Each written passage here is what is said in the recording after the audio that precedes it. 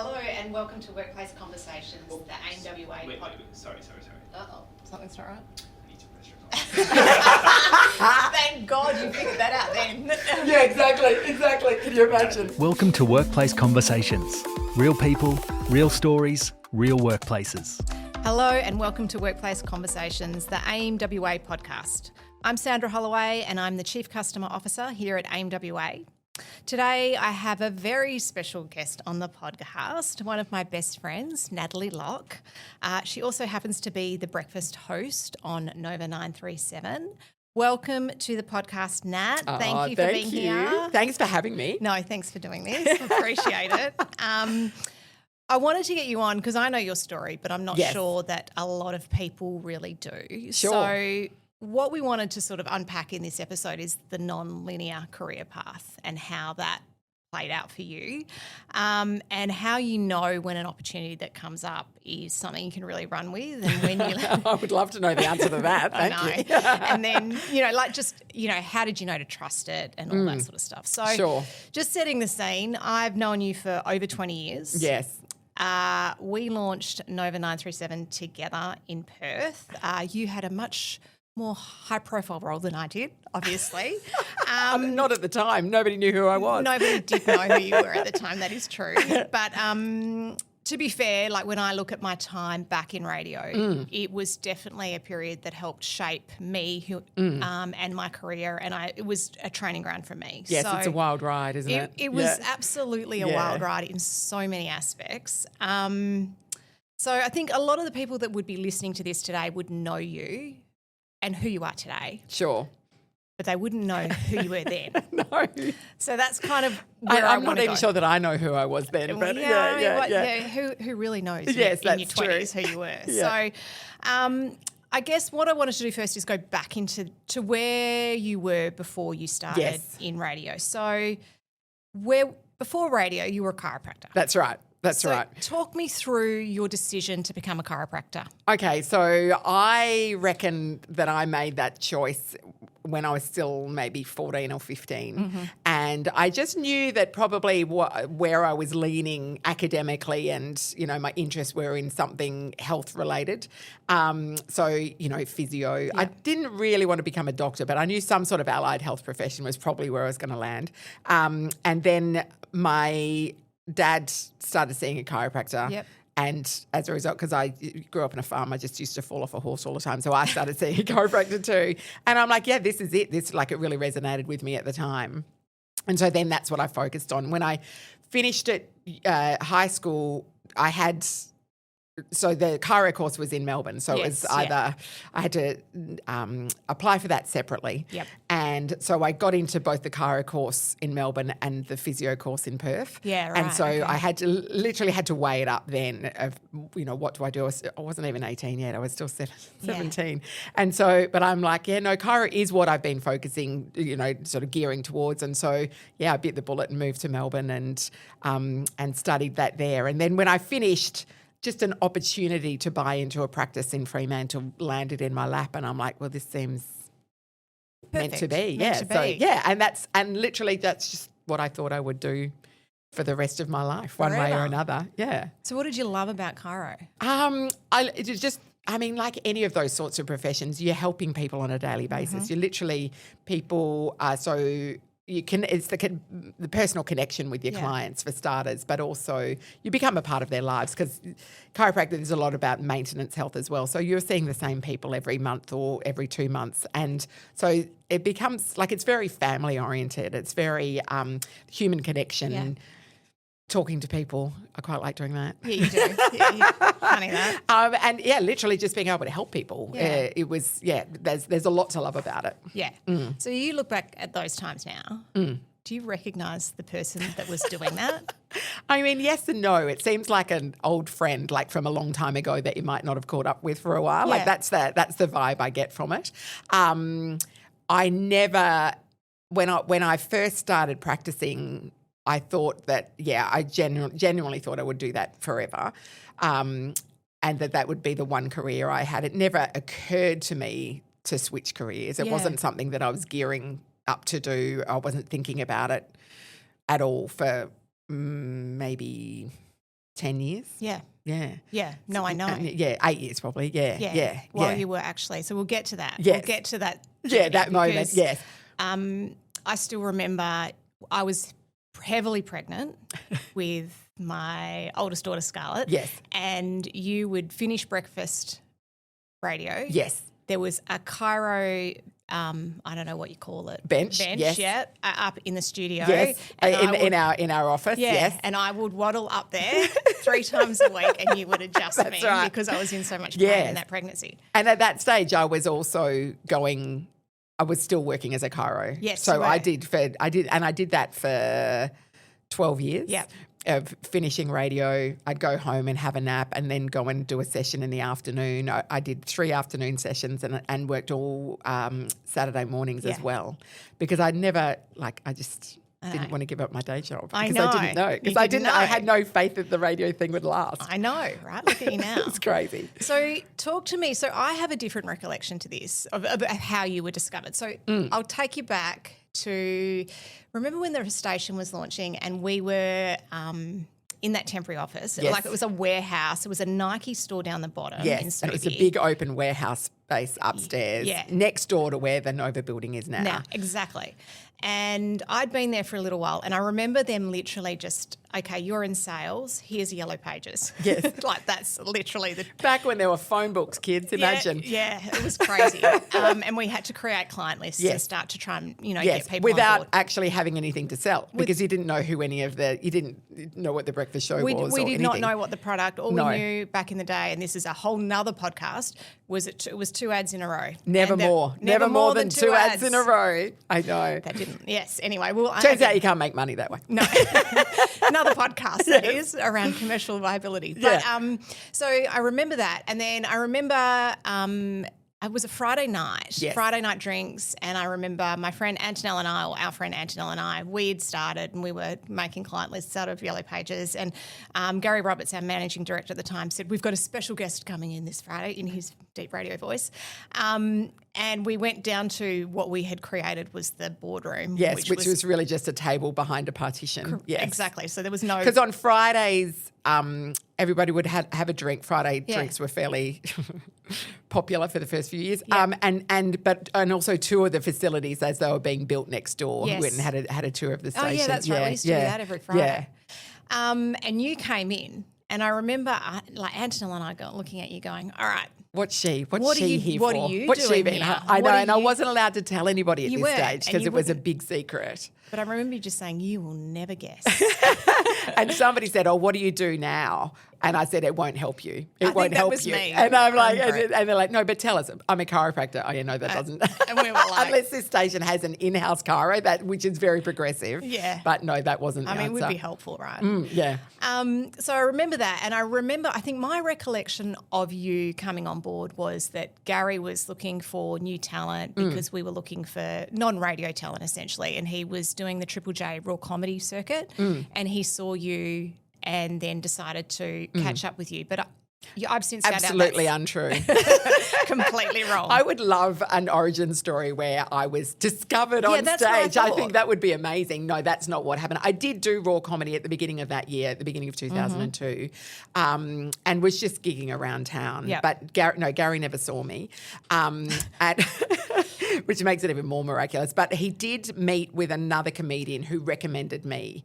So this is late in the piece. It's October. Yeah, by was this it? stage. We launched Yeah. in. We launched on the 5th of December. That's right. So yeah, it was mid-October when I'd been working at my chiro clinic. I'd walked home for lunch, Yep. and on the way I stopped in to meet a friend for lunch at a little cafe that I used to go to every single day. It's not Yep. there anymore, but it was a great spot. And I would have lunch there, and I'd ordered a sandwich, and I'd taken a bite of my sandwich, and my phone rang, and it was this comedian mate of mine that Yep. I'd met through doing comedy, and he's like, "How quickly can you get to Subiaco?" And I'm like, give me half an hour. And he said, "You're coming for lunch with Gary Roberts and me." And I took took the sandwich out of my mouth, put it down, got them to wrap it up for me, took it home, Wow. changed slightly. I think I changed my shoes and then jumped in the car and drove to Subiaco for this meeting with Gary, where he was I'd never met him before. No. I didn't really know much about him. I didn't Yeah. understand his standing in the industry because I It was was a bit scary. I had no Yeah. concept of what the radio industry in Perth or the rest of the country was like. I had no clue. I'd never been in a radio station. My knowledge of radio stations came from watching Frasier. Well, that was, I mean, pretty the accurate closest- at the time, right? the closest I could Yeah. get. And so, and then we just had a bit of a chat. And from there, I went back to work. Like I didn't, there was nothing firm made from that conversation. But I got a call from Gary a few days later saying, we want you to come in an audition. And I just said yes because I'd never been to an audition before. And he said, and there was me and then 3 other local comedians. Yeah. And he said, we'll get you to audition with one of the guys. So bring in 3 stories that you can tell and we'll just do it's like a half-hour radio show. Yeah, okay. And so I get there and then I was asked to actually audition with each of the other guys. So I needed 9 times the amount of stuff that I'd wow. prepared. So I was not ready for that. And of course, I'd only been doing comedy for a few months. I Yeah. did not have – so by the end of it, I was just pulling stories from left, right and centre. Which you're pretty good at doing. It was – and that's probably – I mean, I've never spoken to Gary about this, but I presume it was deliberate to see – if I could think on my feet or whatever, I don't know. And so at the time we were in a sound studio somewhere in Leederville with this playing pretend at doing a radio show. Yeah. So there was me, one of the other comedians, and then they'd hired Craig Weston at that stage already to be the anchor of the breakfast show. So they knew that. So he would, and we just pretended to do a radio show and played music and everything. So it was as though we were doing it live. And they were also listening to how we were relating to one another. Well, so they're on the other side of a glass panel, just sort of seeing how we worked, if there was any chemistry between us, whatever. And then from that, I had to go to Melbourne for a friend's wedding and I got a call while I was there on the Friday, I think, by this stage, saying, we'd love for you to come in and have a chat. And I'm like, oh, okay, that. And Gary said something like, I think it'll work out well for both of us. And I'm like, Oh, wow. what? That seems, I don't know, what does that mean? What does that mean? And I'm like, well, I am in Melbourne. And he's like, oh, for God's sake, because they'd auditioned in Melbourne. They'd already auditioned around the country. Yeah. So he's like, why couldn't you have been there when we were doing auditions? I'm like, I didn't know. Because it was getting close to the wire. Yes, at this stage. So now it's the beginning of November. Yeah. And so it's a month until the station launches. For the first news station in 22 years. Like it was extraordinary. With the Red Hot Chili Peppers launching the yeah, station. right. Yeah. So there's a bit on the line. And so Gary said, as soon as you get back to Perth, come and see us. And so I landed, went to a friend's house to freshen up and then went straight into the office and into what I thought he described as a chat was actually an hour grilling on it's pre-Zoom, but kind of a Zoom link up with the group program director in Sydney where they just fired questions at me nonstop for an hour. And at the end of that, the group program director, Dean Buchanan, said, well, we want you to come in again tomorrow and audition with what we think is the final lineup. Oh. And I'm like, what? Like it can't be, what? What are you talking about? And so, so I rocked up back the next day and it happens, everything happened so fast that it almost made my head spin. We did an audition with, so it was me and Craig and Damien Clark was the other one who's a Perth-born comic, but he'd been living in Melbourne. And that was it. Then they're like, okay. So that was Melbourne Cup Day. Yeah. Oh, yep. Yep. I And remember. then, the rest of the staff went off and got drunk. Yeah. I know. That's why I remember. Yeah. Yeah. And then we started work on the 18th of November. So we started to just training up, getting used to one another, finding out, like actually going into a studio, which I'd never done before. Amazing. So I'm just trying to get my head around. You're a chiropractor. Yeah. Within a month, you're hosting breakfast radio, essentially. Yeah. How did you get your headspace to transition to what you were doing? I don't know. And I literally, I think I went in with the attitude of let's just take it for what it is. and ride the wave while it's there Yep. and see what happens. And I thought, if I can get 2 years out of this is just going to be a great story to tell in the old people's home, right? Yeah. And that's what I was thinking. I'm like, this is great fodder. And that's part of the reason that I never gave up the chiro job was Yep. because it's a very fickle industry, Yes. as we know. And you know, there were other radio personalities and other radio shows that were turning over. There was a lot of churn and burn during those around that within time. competitors at the time. So I'm like, easily that could be me. And Damo only stayed for 6 months Yeah. before they switched him out and Nathan in. And it's like, that's the reality, the brutal reality of it. Yeah. And then another 10 minutes, it felt like 10 But minutes, it was- 10 months later, it was Craig Craig was cut, and then it was just Nathan and Nat which to us was extraordinary because neither of us had any experience at all, and Craig had been working in the industry for 14 years. But I remember one night we were doing Friday night drinks so I remember Nathan coming on to do Wheelie Bin of Fortune. Yes. And I remember sitting Friday night drinks, there was you, me, Nathan and someone else in the room, and we were just having a drink, and you two, this was before you were together on air. Yes, yeah. And you two were talking, and it was the chemistry was I was just watching it going, this is crazy how well you bounced off each other just in a social setting. And that's just luck that we were thrown together. Yeah. You know, you don't know. You get and radio programmers have been if you could bottle that, you'd make a fortune, because you don't know when you throw personalities together if they don't have to get along, but if they're going to gel, if it's going to work, if the on air thing, if that chemistry is going to be there. Well, one other person I've seen you do that with was Russell Wolf. Oh and yeah. That same chemistry. That was my retirement plan. You were going to ship me off to the ABC to work with Rusty. I was like, I'll produce that show. It would be amazing. So I guess the chiropractic work you did, I know that you were, you talked about the fact that you were doing that 3 days a week and then on Saturdays. Yes. Now I know you did it for years. I know, 12 years. How did you get the courage to give that up? When did you finally go, it's tricky. This is actually what I'm going to do? Yeah, I think having the stability of, it's like, they are backing, they're not going to off me and say, 10 don't years come later. Monday. Yeah, exactly. That's right. And so I felt like there was a level of commitment from the radio station. So that definitely helped with that sort of decision. And I think that had I worked for somebody else, had it not been my own practice, I would have done it much sooner. Yeah. I felt there was a real sort of kinship with my clients and that sort of thing. And they were coming to see me particularly. And so it was tough. It was definitely a decision that wasn't made lightly. Yeah. And it probably took maybe 2 years to actually get around to doing it. I think I probably should have done it. Oh, now I don't know how I had the time. I don't know how you did it. I literally I don't know. Some days at 3 o'clock I think I would have been at work by now. Yeah. Like how? How Maybe did I do that? Maybe it was the people. Maybe. I was younger then too. Yeah. Well, the client, you know what, you always talk that's about, right. And you just, if you clients. haven't done anything different, you don't know. Like it's often, once you give it up, then you realise, oh, wait, hang on. I don't know how I ever did it. No, it's You funny, just keep isn't it? going. You just Yeah. keep going when you have to. Yeah. So early years, right?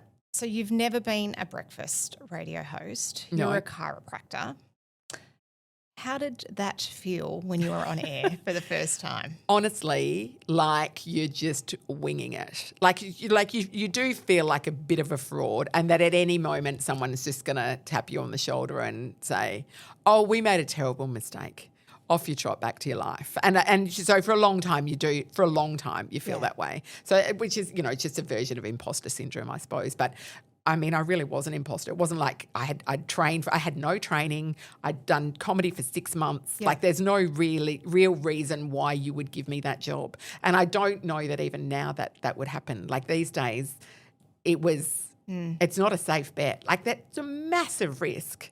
So Well, usually it's reality TV now. that's right. That's right. Somebody who's profile. already got a public profile, not Yeah. like 200 people in Fremantle. I'm Yeah. their chiropractor. That's not a great. It's not a great audience. You're not an base. influencer, right? You're a health professional. So from that point of view, that.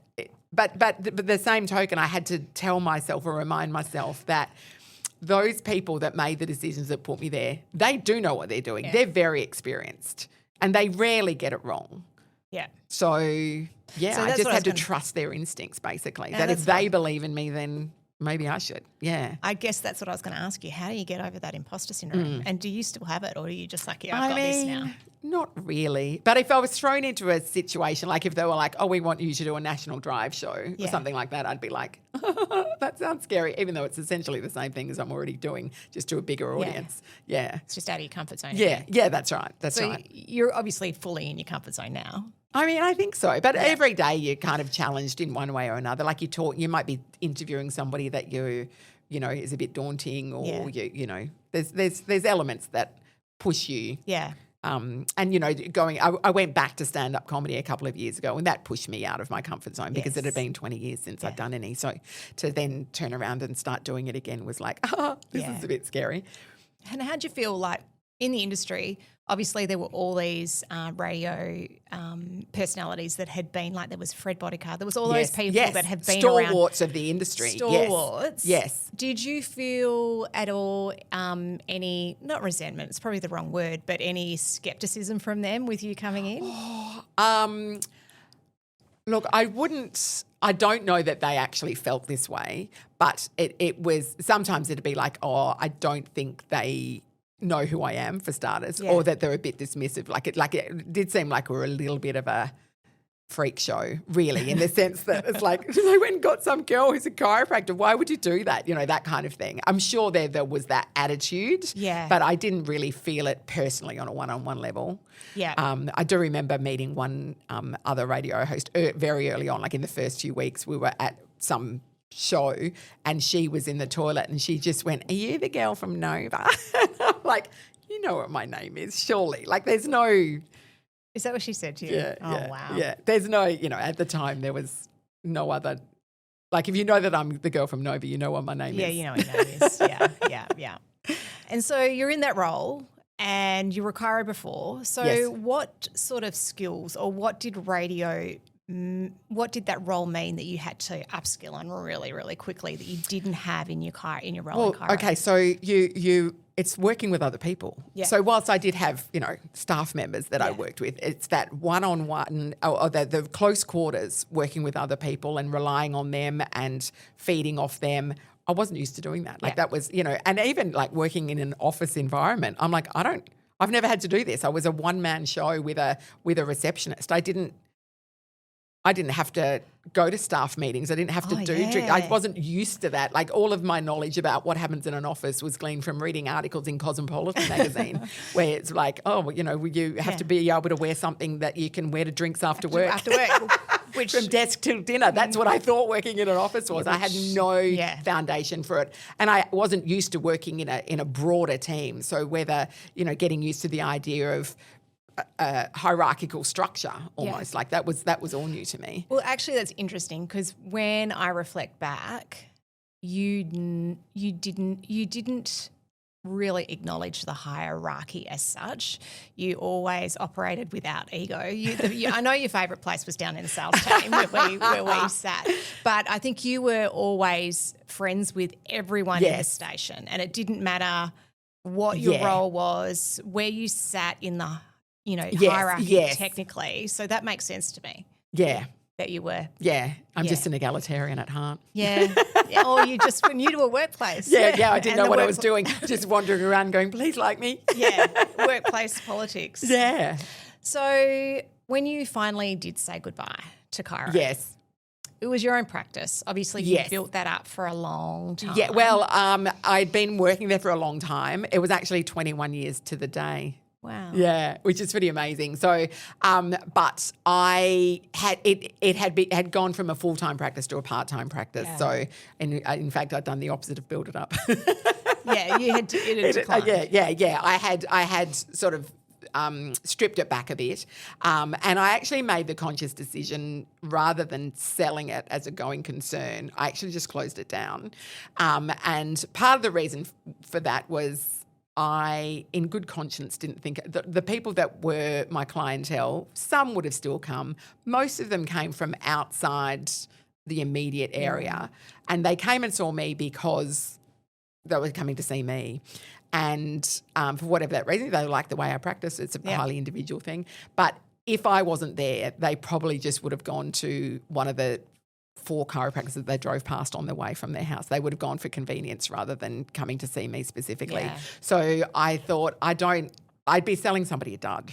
And I just didn't want to You're ethical do that. like I know, right? Did you find that anyone tried to book in to have you treat them because you were on the radio?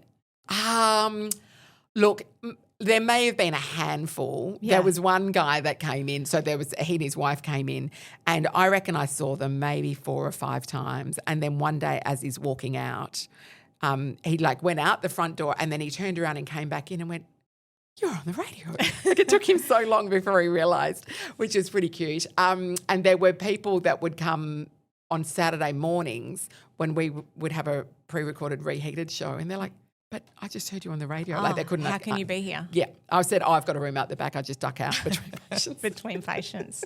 Have a chat. It's just the ad break. Yeah, that's right. But, there were only 2 ads there. I know, so right? Exactly. Not a lot of time. Not a lot of So, time. yeah. So when you walked away, Yeah. did you feel guilty at all? Or did you feel, how did you, was that this chapter is now closed? Yes, I think it was more that. I like it because it was a decision that I really thought about and weighed up for a long time. By the time I actually did it, and I cleverly did it I closed the door on the 21st of December, which means I would normally be going into a bit of a Christmas break anyway. Yeah. And then, so it's like, we're just on holidays, but we're just not coming back again. Yeah. So, and I think I went away to Tasmania for a bit of a break, and when I came back, it was sort of just like, okay, it's a new beginning now. beginning. Yeah. I mean, I still to this day bump into, my former patients, a lot, because I still live in the Freo area, so I still do see them a lot. And some of them are like, "I can't believe you left us," especially in the early days. But that was probably the only guilt element of it. Now, because the other thing that I didn't love about having my own business was having to be doing the business stuff. I know. I loved the interaction with my clients and the staff, and that was all beautiful. But the weight of paperwork and following reporting up invoices and taxes and bookwork, and it's not my natural forte. And so the weight of not having to think about that anymore was actually amazing. So the weight of being a chiropractor, looking after patients, running a business at the same time as being a breakfast radio host. Yeah, something had to give. I did feel by that stage too that I wasn't giving either of those jobs everything. And so so something's got to give so that you can you can really excel. ramp it up in the other, And I understand why you didn't want to do it in the early days, because the ratings were terrible. Yeah, I know, right? We were awful. They were all, it was so hard to break in. Yes, that's right. That's right. Yeah, it was. I just remember trying to sell with those ratings, and we would all, go into try the and pump up your tires. pump up each Try to look for a tiny positive in the ratings results. Yeah, and look at you now. I know. It's crazy. Yeah, I'm happy to say it's improved. I do remember those days. So, do you miss it? The chiro? Yeah. No, not really. I do get asked a lot, and I miss the people, but I don't actually miss having to go there at 3 o'clock Monday, Wednesdays and Fridays. And what do you do instead? Do you have a nap? 8 o'clock on a Saturday morning. Just live a life, basically. Yeah. Walk the dog. I don't know. Yeah. Just, nap on the couch. Yeah. I'm happy to have a bit more time. You're up pretty early. Yeah. We can unpack that later. Yeah. So I guess for everyone that's listening, what did that transition teach you about yourself and around how to change a career? Yeah. I think for me, taking the radio job was an exercise in taking a leap of faith. Yeah. And it's not something I'd really done before. I'd never really put I did raw comedy, I suppose, was that on a smaller scale. But to jump headlong into a new career that I had no knowledge of. I didn't really know anything about it other than being a listener, which doesn't really give you a good idea of how radio shows work. To just then jump in boots and all was challenging, and you do doubt yourself, but that once you push through that, and back yourself in. Literally anything is possible. How did you do that though? Because I think some people go, yeah, I need to back myself in. But what does that look like? Well, yes, that was trusting the people that had hired me, that they know what they're doing. So, I actually reminded myself of that often because I'm like, no, they do know what they're talking about. These are experienced people in this industry. They know what they're talking about. So if they think that I can do it, then I can do it. Yeah. So that was part of it. And I think just knuckling down, just that. Just doing the work. Yeah.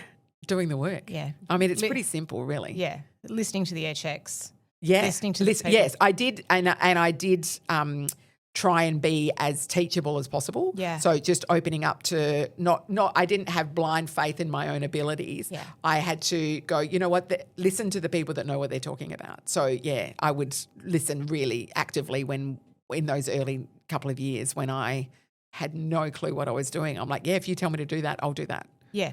Yeah. So take direction. Yeah, take direction. Be teachable. Yeah. Yeah. And you're not a risk taker. Not naturally, no. No. I like to weigh risks up, but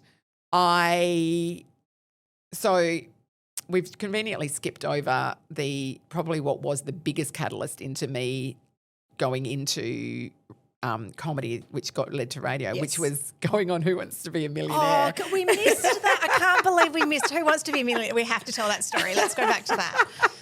So I don't know. I'm just got a head for trivia, right? And lots of people said. I'm gonna be. You're actually one of the smartest people I know, and this is the only time I'll say that to you. Oh my God! Can we get that in writing? Clip that. Yeah. So you know that about yourself. You're very smart. So you went on Who Wants to Be a Millionaire? Yes. So I did go on Who Wants to Be a Millionaire, which was in and of itself an extraordinary experience. Yeah. And it was at a time, so it was in late 2001. I can tell you exactly when it was because it was the same week that September 11 happened. Wow. And so an Ansett collapsed. And so they didn't even know if they could get me there to do it. Wow. So I was literally going to the airport and waiting around on standby hoping that I was going to get there, which was a lot in and of itself. And really you only get one tilt at that show. So I'm like, this is it, we're all in. And I'd never been in a TV studio before, but I'm just like, in for a penny, in for a pound. I'm just going to give this a crack and see what happens.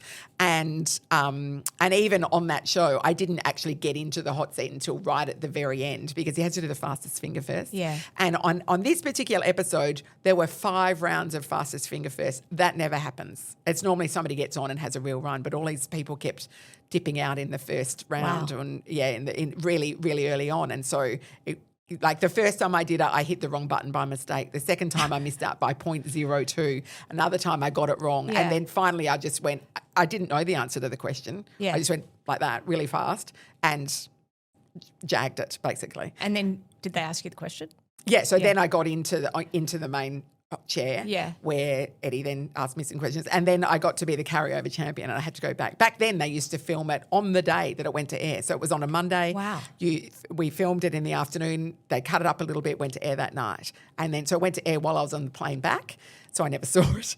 And then they fly you back the following week to do it all over again. So how many episodes were you on? Two. So when I went back on the first question, I actually took the money. Yeah, how much money did you take? 16,000, which I'm disappointed with because I'm actually way smarter than that. You could have kept going. I would have got it wrong. It was a question I had no idea. So you took the 16 grand and ran. Yeah, took the 16 grand and ran. Yeah. But from that, I was surprised. That show was massive then. Massive. Yeah, it was huge. I had people yelling out at me as I'm walking down the street. So good luck for next week. Kind of like now, really. Not really. We'll unpack that later as well. But it was amazing that it was, in that, I was at a party once and somebody introduced me to this person. They went, oh, you were on Millionaire. You won $16,000. You got out on this question. I'm like, how do you know that? It was months later. I mean, I forgot that you were even on it. Yeah, exactly right.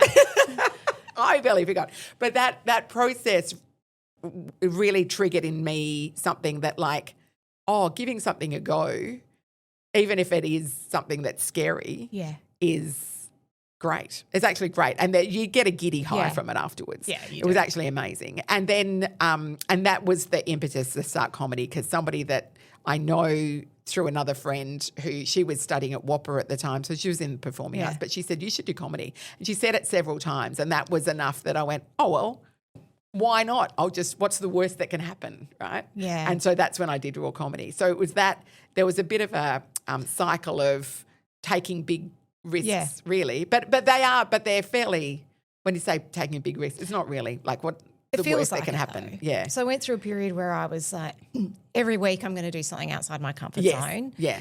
And I noticed as I was doing that professionally, I was growing as well. So I Yes. think it's that just getting comfortable with Yes. being uncomfortable. It's a muscle essentially Yeah. that you get better at doing it. So yeah. if you were to give someone advice around, them pursuing an opportunity or you know, finding a new career path or taking up an opportunity, what would you say? Honestly, have a crack is my best piece of advice, because it's not, you're not going to live a life of wondering what if. Yeah. Yeah. And what's the worst that can happen? You can go back to your old career. You can go back to do other things. You can do something new. It might open a door that's completely different. So when I went on Millionaire, I wasn't with the outcome of getting a breakfast radio show. Never would I have thought that was the outcome. I know, but look at it. Chain reaction. Yeah. Yeah. Absolutely. Yeah. That's crazy. Isn't it? Yeah, it's so good though. So I think what we're going to do is we're going to do a part 2 now. Oh, my God, I'm a sequel. I have you're a sequel. I have a pile of questions here. So Okay. we'll take a break, and I just want to say thank you, because I feel like while we've just had a chat down memory lane, there is so much that people can take out of this when they're looking at their own, situation, career. Yeah. If you're worried about picking up an opportunity, you're not sure how it's going to happen. It's almost like that, just that domino effect that can occur when That's right. You have to be open to that chain reaction for it to happen. I mean, I am lucky in that I also had the safety net of not giving up the chiro. Like, I gave myself 12 years grace that if it didn't work out, I still had my old job, because I worked for myself. Yeah. But there's a way to have that safety net and still be able to take risks. Yeah, absolutely. Absolutely. Yeah. All right. Thank you, Nat. We'll be back. See you on the next episode. See you on the next episode. Thank you.